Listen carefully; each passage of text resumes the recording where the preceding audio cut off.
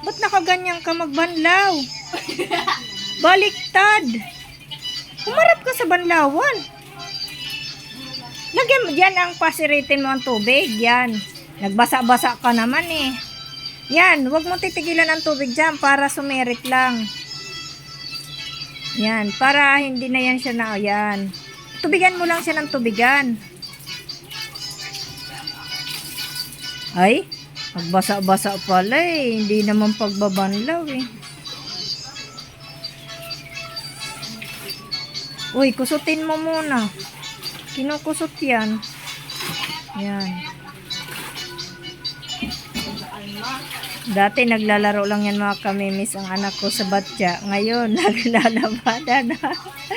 Siya nagbanlaw ngayon kasi busy-busy sa YT ang meme.